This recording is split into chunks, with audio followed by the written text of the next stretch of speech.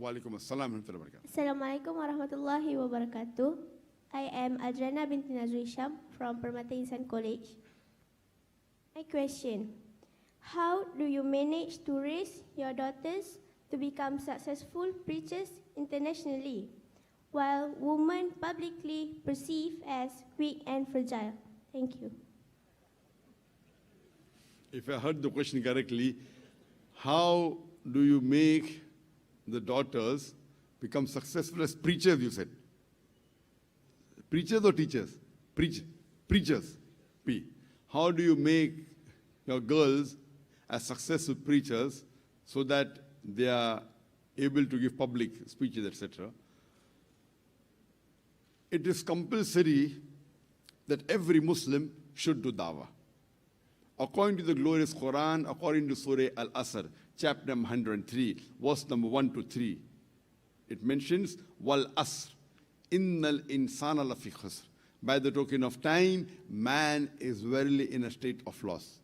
Illa lazina amanu wa amilu salihati wa tawasaw bil haqq wa tawasaw bis sabr. Except those who have faith, those who do righteous deed, those who exhort people to truth, and those who exhort people to patience and perseverance. There are minimum 4 criteria required for any human being to go to Jannah. Number 1 is Iman. Number 2 is righteous deed. Number 3 is watawasaw bil haqq, inviting people to truth. That is dawah, that is preaching.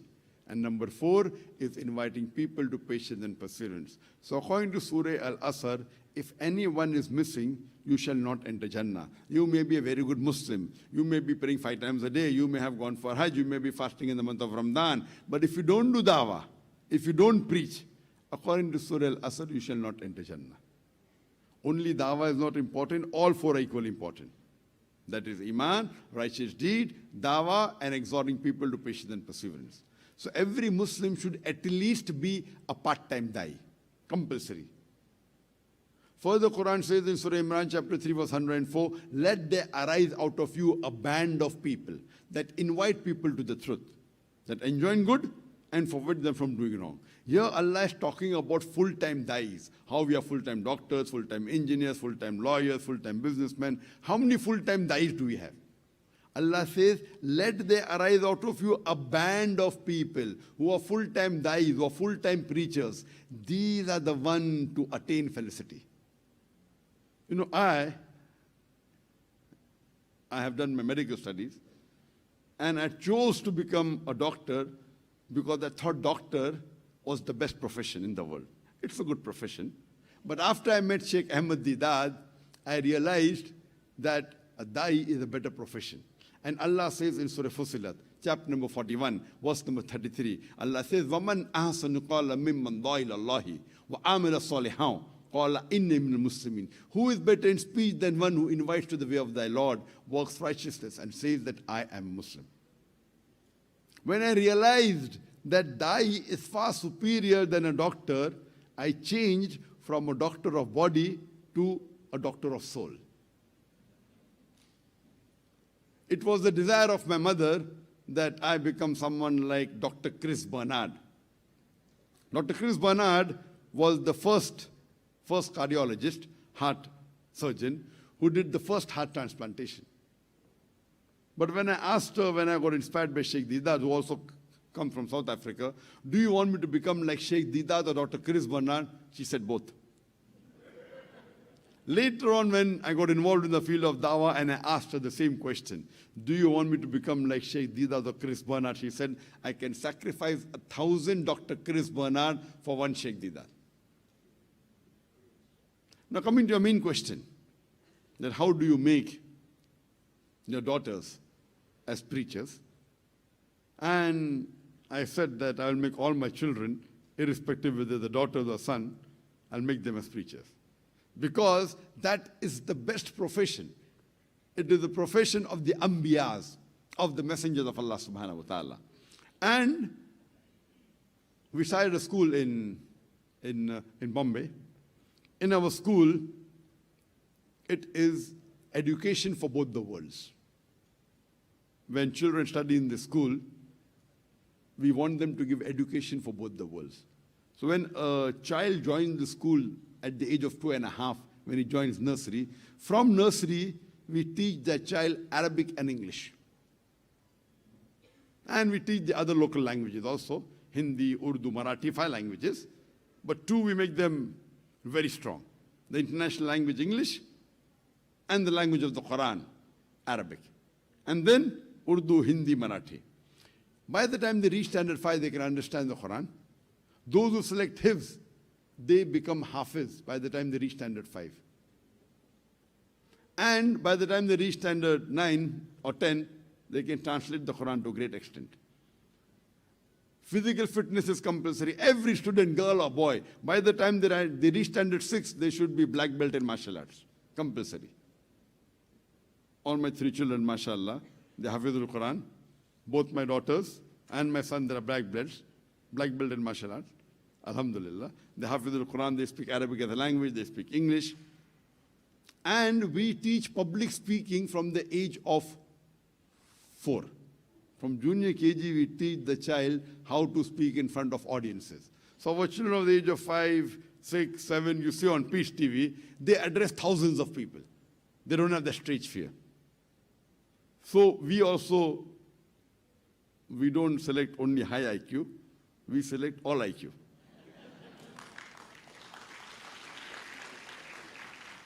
Only selecting high IQ and we select the parents. That if the parents have the passion for deen, even we have taken students of 80, even 80. 80 is below average. 90 is supposed, 90 and 10, 90 and 110 is average. Means below 80, it goes. We have even taken students of 79 IQ. And we have students of 150 also. And we see to it that we train them to present the deen. Unfortunately, what we have, normally, if your child fails in school once, twice, thrice, then you make him Hafizul Quran. You want to make him an alim.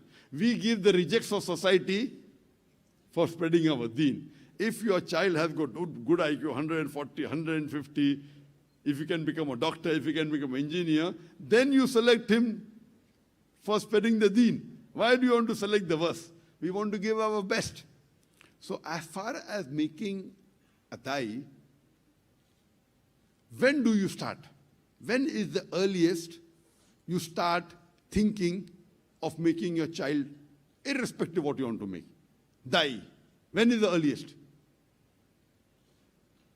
Can anyone guess? When is the earliest that you think? Or when is the latest? Forget the earliest. When is the latest that now it's high time you have to start thinking that you have to make your son a dai? 15. Our police officer is saying 15. Can anyone improve? When is the time? Any age. If you want to be surely successful, that, okay, I want to make my son a dai, or whatever it is. When is the right time? As soon as he is born. Very good. Very good, but not perfect. The best reply is when you choose your life partner. When you choose your life partner, if I want to make my children dai, I should choose a wife who's a dai. If I choose a wife who's a singer, then will my son become a dai? So the right time, the latest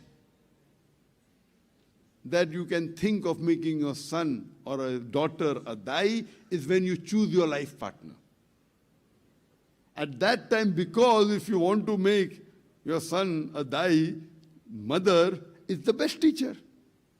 Or if you are a girl, you should see to it that you choose a boy who's a dai. They have that same vision. Then, inshallah, you'll see to it that the product that comes out would be a dai. So, whether it's a girl or a boy, you have to have that intention and that niyyah from the early age. And the best person to ask help is from Allah subhanahu wa ta'ala. And if you know the dua that Ibrahim alayhi salam made in the Quran, in Surah Hajj, that make my children people who are Muslims, who are submitting the will to Allah subhanahu wa ta'ala, make from them great, not only me, my children and the generation, zuriyat, from the generation. What you have to do is you have to inculcate in them that when they go to a school, normally when we are school, what we have in the annual day, we have fancy dress competition. They want to behave like actors and they want to behave like pop star. In our annual day, they want to imitate Sheikh Ahmed Deedat, Sheikh Sudesh, Faisal Sheikh Surem, the duats. So they are inculcated in their mind from the young age that the best profession is a dai. And it's not necessary that dai means only one who can speak. He can be good in writing skills, can be a good writer, can be a good speaker, can be a good thinker. And we have Dawah training program. Not only in our school, we teach Quran and Hadith, along with the formal education. Our degree comes from the UK board, Cambridge. So no one can say it's an Indian degree or a Muslim degree, UK board. And once you pass from this Cambridge, Cambridge is the most acceptable throughout the world. You can take admission after A-level in any part of the world. Simultaneously, we teach them Sharia, fiqh, Hadith. Not only Quran, Hadith, we teach them Bible. We teach them Veda. We teach them how to speak with a non-Muslim, with hikmah. Then we have a Dawah training program where we train. Today research tells us that when a person speaks in public, the matter he speaks is only 7% marks. How much? 7. The presentation skills is 93%. How you talk, how do you modulate, your hand gestures, your eye-to-eye movement. All this carries 93% marks. So we train this from a young age so that they can become good duats. But natural, in our thing, the ladies give lectures to lady audience and gents can give to gents as well as mixed audience. That is as per the teachings of the Sharia. And mashallah, many a times when my family goes, not only myself, even my wife gives lecture, even my son gives lecture, even my daughters. We are there in Malaysia for the past about 12 days. MashaAllah, my son has given many lectures, I have given many lectures, my wife has given, my daughters have given lectures. And our hafiz that we produce in our school, see, a normal hafiz can recite the Quran from first to the last, but they can't quote chapter number, verse number. You ask them which verse of the Quran speaks about Big Bang, they'll not tell you. They can recite from beginning to the ending, fine. But in between asking, we have many a time the program Ask the Hafiz or Ask the Hafiza. That means you can ask them anything from the Quran and they will tell you, you can recite any verse of the Quran, they can continue. You give the English translation, they will translate in Arabic and continue. They will tell that whether it's Makki or Madni surah, which chapter it belongs to, which surah it belongs to, so that they are not just Hafiz or Huffaz, they are well trained. That requires a better. So when they finish the Hifz in standard 5, they do muraja, they do repetition, they do revision, so that it gets ingrained in their memory. So if you want to make your child a dai, it is better late than never. Some people are already married, you cannot remarry again. It is better late than never. Put your child in a school which has that vision. Most of the school, they try and make your children imitate like pop singer or a sports star, which will not benefit you. And believe me, actually, if we analyze that, normally if you see around us, that how they show, oh, if you become a pop star, you'll have so many likes on the Facebook, and when you go, you become a sportsman and you see on the Facebook. I do agree that, the sportsman has better likes or the pop singer, but who is the most famous human being in the world? Muhammad Sallallahu Alaihi Wasallam. Was he a sportsman? Was he a singer? No. He was the dai, messenger of Allah. So if we ingrain in our children the value of a dai, Otherwise, today, in most parts of the world, the dais are looked down upon. Dai is the best profession. And believe me, if you take my example, even if I'd been the best doctor in the world, I would not have got this honor, what I'm getting. And I'm sure you wouldn't have called me in this school. With all this honor that Allah has given, we didn't do for this, we did it for sake of Allah. And Allah gives you multiple times more. So I believe that if you should have that vision and see to it that you train towards giving the message of Allah subhanahu wa ta'ala. So a child, if he wants, he should make a vision, who's your role model? Muhammad sallallahu alaihi wasallam, if you see the wives of the Prophet Ummahatul Mu'mineen, if you see